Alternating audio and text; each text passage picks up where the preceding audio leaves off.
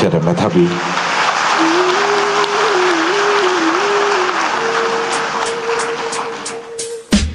জাতির পিতার কন্যা মাননীয় প্রধানমন্ত্রী, আমি Nusrat Jahan Maliha, Hazaribagh girls school and কলেজের ৮ম শ্রেণীর শিক্ষার্থী।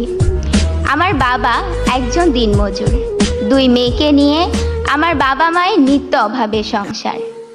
আমার নিরক্ষর বাবার কাছে আমি রাজকন্যা। আমার মতো মালিহাদের পিতা যখন বলেন, তোর আর স্কুলে যাওয়ার দরকার নেই, কাল থেকে তোর মায়ের সাথে কাজে যাবি, তখন মনে হয় এটাই যেন আমাদের চিরকালের নিয়তি। কিন্তু মাননীয় প্রধানমন্ত্রী, সেই দুর্ভাগ্যের নিয়তির শিকার আমাকে হতে হয়নি।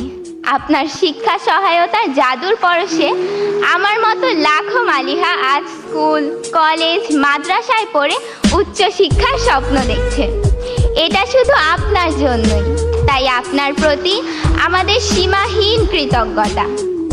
মাননীয় প্রধানমন্ত্রী, বছরের প্রথম দিনে এক সেট নতুন বই হাতে পাওয়ার কি যে আনন্দ তা আমি বলে বোঝাতে পারবো না। নতুন বইয়ের ঘ্রাণ নেওয়ার সুযোগ আপনি আমাদেরকে করে দিয়েছেন।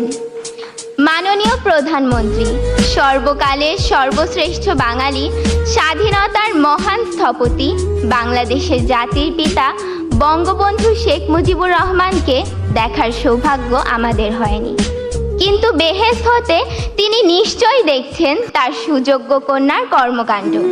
দুঃখী মানুষের মুখে হাসি ফুটিয়ে কিভাবে তিনি সর্বক্ষেত্রে বাংলাদেশকে এগিয়ে নিয়ে যাচ্ছেন। মাননীয় প্রধানমন্ত্রী, একটি স্বনির্ভর দেশ গড়তে শিক্ষা যে কতটা গুরুত্বপূর্ণ, জাতির পিতার পর কেবল আপনিই তা সবচেয়ে ভালোভাবে অনুধাবন করতে পেরেছেন। আর সেজন্যই দরিদ্র মেধাবী শিক্ষার্থীদের ঝরে পড়া বন্ধ করতে আপনি চালু করেছেন এই উপবৃত্তি। তাই আপনার প্রতি কৃতজ্ঞতা জানাতে আমাদের প্রিয় শিক্ষক আক্তার স্যারের কবিতার কয়েকটি লাইন বলতে চাই। শিক্ষা সবার অধিকার, মানুষ হবার মন্ত্রণা, এই দেশেতে সবচেয়ে ভালো বুঝেছেন শেখ হাসিনা। আপনি না বাড়ালে হাত, হারিয়ে যেতাম কোন অতলে, দুঃখের সাগর পাড়ি দিতে ভেসেই যেতাম বানের জলে। মাননীয় প্রধানমন্ত্রী, আপনি আমাদেরকে বানের জলে ভেসে যেতে দেননি, শক্ত হয়ে দাঁড়ানোর সুযোগ করে দিয়েছেন।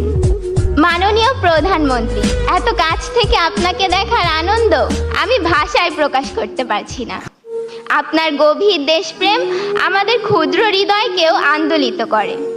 আপনাকে দেওয়ার মতো এই ক্ষুদ্র আমার